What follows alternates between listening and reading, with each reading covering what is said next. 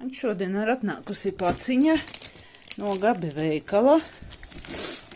Pareizāk sakot, tur iekšā ir jābūt divām paciņām. Tur ir jābūt diviem vasaras kurpju pāriem, pareizāk sakot. Vienai ir jābūt šitam te ar slēgto purnu sandalēm, vai kā viņas basenes vēl sauc, un otras ir vaļējās. Vispār reti kaut ko sūtu tieši no apģērba, jo man ir tāda diezgan bēdīga pieredze, bet šoreiz nezinu, kāpēc noriskēju, nevis braucu uz veikalu, bet tieši paņēmu un pasūtīju. Man ir kā ir standarta, teiksim tā, man 40. izmērs nav ne tur ne šaura, ne plata, bet, tāda standarta kāja. Re, kur man vienas ir. Tā viņas ir jāatmet laikam savādāk iekšā netikt. Jā, šitās ir, labi, es atslēgšu kameru un tad tā, šitās būs vienas, tūt apģērbšu kājā. Paskatīsimies, kā izskatīsies. Tāds papēdītis stabils, nav tievais un tīri tāds zolīts, kaut kas te uzpūties. Gan jau Ķīnas ražojums.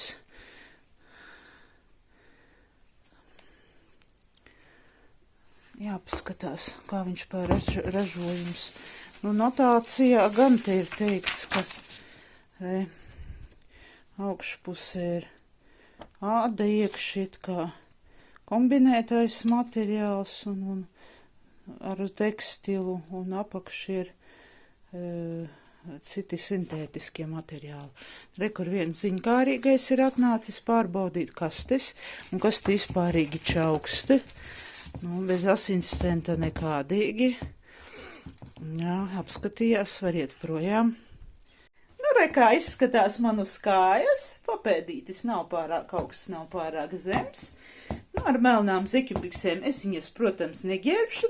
Saka, varot stilīga tā varbūt izskatīties un baltu brunci vēl. Bet, tā, atpakaļ šitās es nesūtīšu. Man viņas patīk, man viņas ir ērtas. Tā ka šitādas. Un te vēl otru. Tā, re, kur ir otras. Šitās ir tādas vairāk kā uz platformas. Papēdis ir tāds diezgan... labi, noģērbšu, to parādīšu. Tā, ka šitā izskatās uz kājas.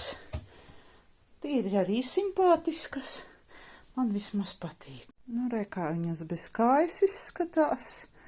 Tāda kā platforma ar masīvu papēdi. Tādas simpātiskas.